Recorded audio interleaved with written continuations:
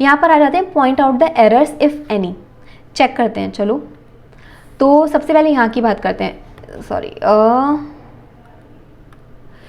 ए है हमारे पास int is equals to 314.562 into 152। तो क्या बता सकते हो इसमें कोई एरर है या नहीं है? एरर है, यहाँ पर हमने कोई वेरिएबल ही नहीं यूज़ किया। यहाँ पर क्या सपोज किया जाता है कि आप कोई वेरिएबल यूज़ करेंगे, उसी में ही तो वैल्यू असाइन की जाएगी। तो हम यहाँ पर लिखेंगे int a is equals to something, जो भी ये जो एक्सप्रेशन है वो आएगा यहाँ पर 3.14562 जो भी है आप देख लेना। तो यहाँ पर हमने वेरिएबल का यूज़ नहीं किया, दैट इज़ एन एरर। अगर आप केवल ये स्टेटमेंट एग्जीक्यूट करोगे ना तो आपको ये एरर देगा। इंटीजर तो क्योंकि डेटा टाइप है, बट अगर आप इस वैल्यू को कहीं स्टोर करना चाहते हो तो you will have to use a variable also. Second है हमारे पास name is equals to Ajay. अब यहाँ पर इन्होंने नेम का कोई भी डेटा टाइप नहीं दिया है, और दूसरी चीज़ इन्होंने अजय को लिखा है यहाँ पर विद इन सिंगल कोट, जबकि सिंगल कोट्स में हम लोग क्या लिखते हैं, सिंगल कोट्स में जाता है कैरेक्टर, और अगर आप स्ट्रिंग यूज़ कर रहे हैं तो वहाँ पर जाते हैं हमारे पास डबल कोट्स, जबकि अजय जो है एक स्ट्रिंग है क्योंकि मल्टीपल कैरेक्टर्स हैं यहाँ पर। अगर केवल सिंगल कैरेक्टर है तो वो आपकी कैर वेरिएबल के कैर डेटा टाइप के थ्रू यूज़ किया जा सकता है, एक्सेस किया जा सकता है, और जिसको आप सिंगल कोट्स में लिखते हैं। बट अगर आप मल्टीपल कैरेक्टर्स यूज़ कर रहे हैं, जैसे कि यहाँ पर अजय में हमने 4 कैरेक्टर्स का यूज़ किया है, तो ये एक स्ट्रिंग है, और एक स्ट्रिंग को हमेशा डबल कोट्स में रखा जाता है, तो इसलिए यहाँ पर ये एरर है। थर्ड है हमारे पास where char is equals to 3 within single quotes. तो ये वाले स्टेटमेंट में कोई भी गड़बड़ नहीं है, ये स्टेटमेंट बिल्कुल करेक्ट है। वेरिएबल्स के नेम भी प्रॉपर है, एंड इसके अलावा ऑपरेटर्स का भी करेक्टली यूज़ किया गया है। नेक्स्ट है हमारे पास area is equals to 3.14 into R into two. What is that? 2 बार इस ऑपरेटर का कोई यूज़ नहीं है, this is not a operator. जब आप पॉइंटर्स पढ़ेंगे ना, वहाँ पे पॉइंटर ऑफ पॉइंटर में हम लोग इस ऑपरेटर का यूज़ करेंगे, बट अभी यहाँ पर इसका कोई यूज़ नहीं है, ठीक है। तो ये इसलिए स्टेटमेंट रॉन्ग है। नेक्स्ट हमारे पास 3.4 into R, this operator 2 into H. So ये हमारे पास एक्सॉर ऑपरेटर जो कि काम करता है बिटवाइज में। बिटवाइज हमारे पास जब वैल्यूज़ होती हैं, तो यहाँ पर क्योंकि हमने डेसिमल वैल्यू का यूज़ किया है, तो डेसिमल वैल्यूज़ के साथ बिटवाइज ऑपरेटर काम नहीं करते हैं। They are suppose to work with the normal integer values only, तो इसलिए ये हमारा स्टेटमेंट रॉन्ग है। नेक्स्ट हमारे पास a into b plus c, यहाँ पर इन्होंने मल्टीप्लिकेशन का साइन नहीं लगाया है। नेक्स्ट है a equals to b equals to 3 equals to 4, ये भी रॉन्ग है। असाइनमेंट ऑपरेटर चलता है राइट टू लेफ्ट, तो 3 में 4 की वैल्यू आप असाइन कर रहे हो, that does not make any sense, तो इसलिए ये भी रॉन्ग है। Count equals to count plus 1 बिल्कुल सही है। डेट इक्वल्स टू 2 मार्च 04, ये भी गलत है। डेट को इस तरीके से नहीं इनिशलाइज किया जाता है सी प्रोग्रामिंग में। तो आई होप कि आपको समझ में आया होगा कि इनमें क्या क्या एरर्स हैं और किस तरीके से आपको एरर्स को पॉइंट आउट करना है। नेक्स्ट है हमारे पास convert the following equation into corresponding statements. तो ये कुछ हमारे पास स्टेटमेंट्स हैं, इनको हमें कन्वर्ट करना है सी प्रोग्रामिंग लैंग्वेज अगर आप यूज़ कर रहे हैं तो। यहाँ पे मैं आपको एक करके दिखाती हूँ, सी वाला करके दिखाती हूँ। तो हमारे पास है r equals to 2v plus 6.22 c plus d upon g plus v. तो सी प्रोग्रामिंग में आप ऐसे तो लिखोगे नहीं, इसको हमें लिखने के लिए क्या करना होगा, सबसे पहले 2 into v plus 6.22 into c plus d upon g plus v. इस तरीके से आप इस स्टेटमेंट को लिखेंगे सी प्रोग्रामिंग में। ओके, सो नेक्स्ट अब हमारे पास आता है what would be the output of the following program. तो इसमें हम लोग प्रेसिडेंस एंड एसोसिएटिविटी सब कुछ यूज़ करेंगे, और हैंड टू हैंड इसको एग्जीक्यूट करके भी देखेंगे कि भाई जो आंसर मैंने आपको बताया है वो करेक्ट है या नहीं है। तो क्या है देखिए, i equals to 2, j equals to 3। जल्दी से मैं यहाँ पर बना लेती हूँ, एक इसका साइज़ बढ़ा देते हैं।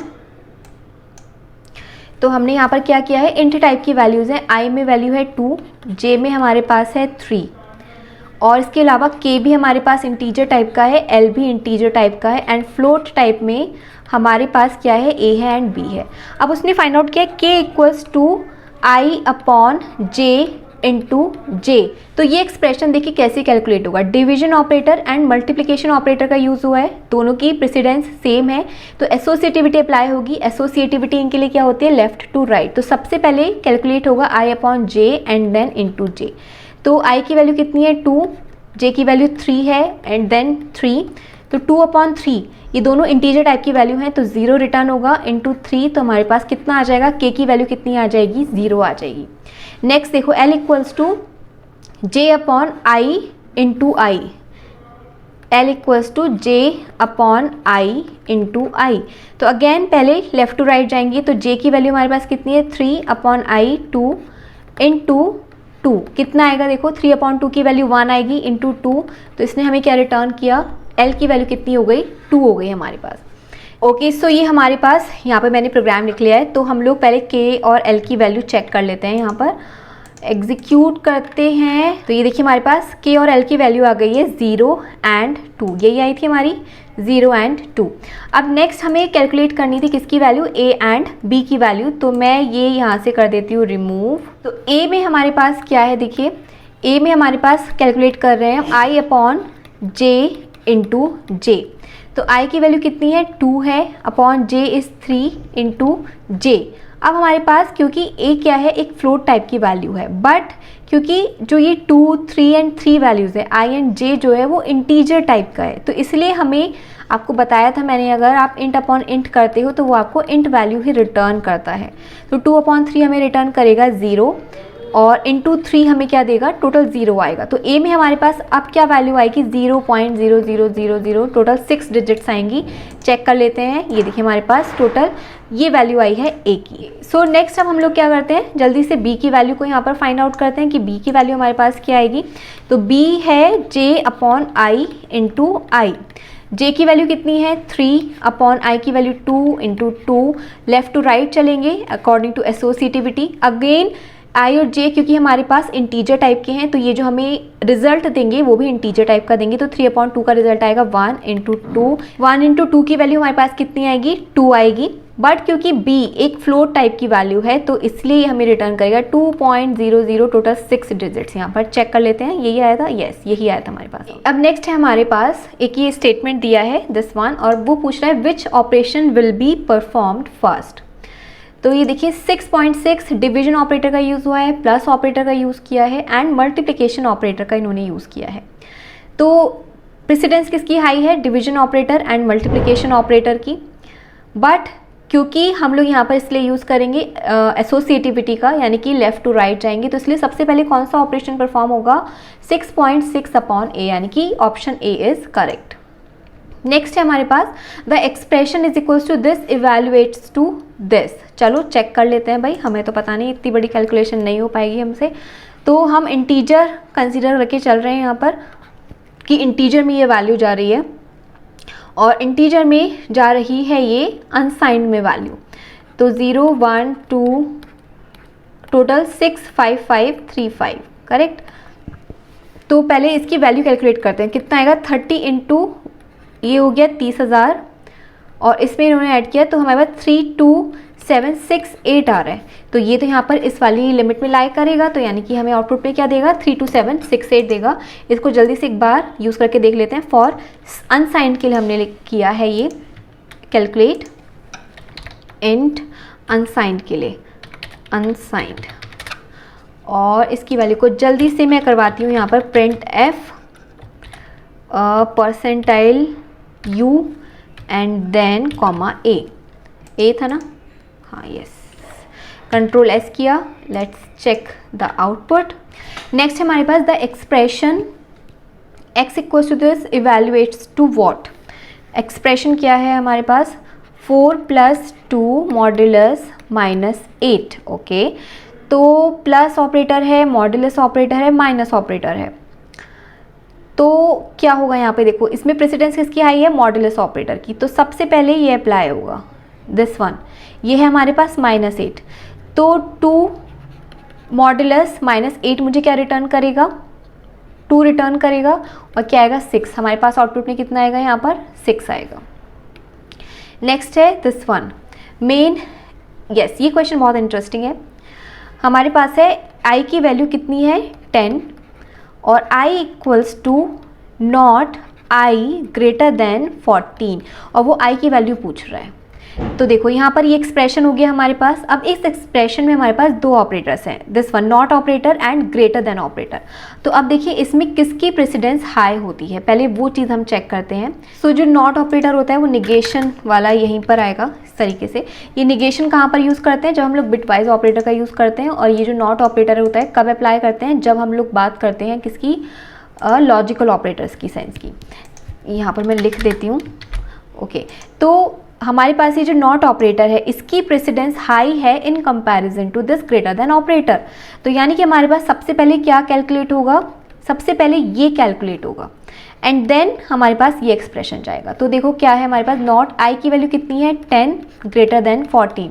नॉट आई की वैल्यू क्या देगा, नॉट ऑपरेटर हमेशा किस पे काम करता है, क्या बताया था हमने, बूलियन वैल्यूज पे, यानी कि 1 या 0। तो 10 एक वैल्यू है, that is not a zero value, that is not a false value, it's a true value. अगर आप कहीं पर भी 10, 20, 5, 4, 1 कुछ भी ये वैल्यूज हैं, ये सब ट्रू वैल्यू कंसीडर की जाती है इस केस में। अगर 0 होता तो वो सिर्फ और सिर्फ फॉल्स कंसीडर किया जाता। तो ये क्या करेगा, हमारे पास कुछ ऐसी कंडीशन है नेगेशन 1, तो ये हमें क्या रिटर्न करेगा 0 ग्रेटर देन 14। तो अब ये वाला ऑपरेटर अप्लाई होगा, ये तो वही फॉल्स है, तो आई में हमारे पास कितनी वैल्यू आ जाएगी, इस केस में 0 वैल्यू आएगी। तो ये कुछ हमारे पास प्रैक्टिस क्वेश्चंस थे जो कि बहुत इंपॉर्टेंट हैं और आई होप कि आपको चीज़ें समझ में भी आई होंगी कि किस तरीके से यहाँ पर वर्क कर रही हैं। ऑपरेटर्स के केस में आपको एक चीज़ और ध्यान रखनी है कि जो हम लोग लेस देन, ग्रेटर देन, यानी ये जो रिलेशनल ऑपरेटर्स का यूज़ करते हैं वो आप सिर्फ इंटीजर नंबर्स पे अप्लाई करोगे या फिर कैरेक्टर्स पे अप्लाई करोगे, वो कभी भी आपके फ्लोट नंबर्स पे नहीं जाएंगे, क्योंकि फ्लोट में हमारे पास ये जो डबल नंबर्स है वहाँ पे प्रिसीजन की बात आ जाती है। तो प्रिसीजन कभी भी एग्जैक्ट नहीं हो सकता है दो नंबर्स का, तो इसीलिए फ्लोट नंबर्स पे हम लोग इनको अप्लाई करना प्रेफर नहीं करते हैं। आप अप्लाई करोगे तो वो एरर नहीं देगा, but just ignore that, just avoid comparing these float numbers. इनको आप अप्लाई करें इंटीजर पे या कैरेक्टर्स पे। ओके, एक और इम्पॉर्टेंट थिंग जो मैं आपको बताना चाहती थी, जो कि रिलेटेड है हमारा मेन फंक्शन से, एक प्रैक्टिस क्वेश्चन के थ्रू ही आता है ये। मान लीजिए हमारे पास एक ये मेन फंक्शन है void main, और यहाँ पर हमारे पास एक वेरिएबल है एंड देन हम लोग क्या कर रहे हैं, इसकी वैल्यू को जस्ट प्रिंट करवा रहे हैं। तो अगर आप इसे प्रिंट करवाओगे, एग्जीक्यूट करवाओगे, तो आप ये सोचिए कि हमें एरर देगा या नहीं देगा। ये हमें देगा एरर। क्यों? क्योंकि हमने यहाँ पर यूज़ किया है एक्सटर्न स्टोरेज क्लास का, और एक्सटर्न स्टोरेज क्लास का क्या मीनिंग है कि ये जो आई है, वेरिएबल आई है एक्सटर्न टाइप का, उसकी मीनिंग, उसका जो डेफिनेशन है वो उसको इस फंक्शन में, अपने स्कोप में नहीं मिलने वाला है, वो उसको इस स्कोप से बाहर मिलेगा। मे बी किसी और फंक्शन में मिले, या फिर इस मेन फंक्शन के बाद मिले, या फिर किसी दूसरी फाइल में मिले। यही था हमारे पास एक्सटर्नल स्टोरेज क्लास का यूज़, बट हमने क्या किया, इसको यहीं पर डिक्लेयर इनिशियलाइज कर दिया है। तो यहाँ पर हमारे पास एक लिंकर एरर आ जाती है। कंपाइलर एरर कोई नहीं आएगी, यहाँ पर हमारे पास लिंकर एरर आएगी, क्योंकि लिंकर का काम होता है इस एक्सटर्न वेरिएबल को ढूंढना दूसरी फाइल्स में जाकर। तो यहाँ पर हमारे पास क्या आती है, एक लिंकर एरर आती है। अब मान लीजिए कि हमने क्या किया यहाँ पर इंट आई, और यहाँ पर मैंने अब इस फंक्शन के बाद दिया है इंट आई इक्वल्स टू 10। तो अब ये मुझे आई जो प्रिंट करके देगा वो 10 यहाँ पर प्रिंट करके देगा। अगर मान लीजिए मैंने यहाँ पर से एक्सटर्न हटा दिया, अब बताओ मुझे अब क्या होगा, क्या ये आई की वैल्यू 10 प्रिंट करके देगा? नहीं देगा। यहाँ पर अब कंपाइलर एरर आएगी, क्योंकि क्या होता है, जो मेन फंक्शन है that is suppose to write at the end of the program. अगर आप मल्टीपल फंक्शंस बना रहे हैं तो उन फंक्शंस के बाद मेन फंक्शन लिखें, क्योंकि जो हमारी सी लैंग्वेज है वो एक टॉप टू डाउन अप्रोच वाली एक प्रोग्रामिंग लैंग्वेज है। उसमें क्या है, हम जब उसमें क्या सपोज किया जाता है, जब आप प्रोग्राम को एग्जीक्यूट करते हो तो सबसे पहले मेन फंक्शन को ढूंढा जाता है। तो मेन फंक्शन में जो जो फंक्शंस कॉल हुए हैं वो उसको एक्सेसिबल होना चाहिए, उसके ऊपर लिखे होने चाहिए। कि अगर आप उन फंक्शंस को नीचे लिखोगे तो मे बी वो आपको आउटपुट दे दे, बट वहाँ पर कुछ ना कुछ वार्निंग्स और एरर्स वहाँ पर आती हैं। तो बेटर कि आप जो भी फंक्शंस लिख रहे हैं, मान लीजिए आपने लिखा एक void show function, void show one function, वो सब आप मेन फंक्शन के ऊपर लिखें। तो इसलिए यहाँ पर इस प्रोग्राम में हमारे पास एरर आई है, क्योंकि जो हमने आई को इनिशियलाइज़ किया है, आई यहाँ पर क्या है, ग्लोबल वेरिएबल है, बट इसको हमें इनिशियलाइज़ करना था इस मेन फंक्शन के ऊपर। तो इसलिए ही कहा जाता है कि ग्लोबल वेरिएबल को हमेशा प्रोग्राम की स्टार्टिंग में डिक्लेयर करें, ताकि वो बाकी उसके नीचे जितने भी फंक्शंस लिखे गए हैं उन सभी को एक्सेसिबल रहे। बट अगर आप इस वेरिएबल को एक्सेस करना चाहते हो और सबसे लास्ट में भी लिखना चाहते हो, तो आपको यहाँ पर यूज़ करना होगा एक storage class that is extern का, EXTERN। अब एक्सटर्न यहाँ पे क्योंकि हमने स्टोरेज क्लास का यूज़ कर लिया, दैट मीन्स अब कंपाइलर को पता है कि यहाँ पे लिंकर को काम करना है। इसकी जो डेफिनेशन है वो या तो दूसरे प्रोजेक्ट में मिलेगी, दूसरे सी फाइल में मिलेगी, या फिर इस प्रोग्राम में इस फंक्शन के स्कोप के बाहर मिलेगी। तो एक्सटर्न अगर आप यूज़ कर लोगे तो वो वहाँ पर आपको 10 आउटपुट दे देगा, बट अगर आपने एक्सटर्न यहाँ पर नहीं दिया तो वो आपको लिंकर एरर देगा यहाँ पर।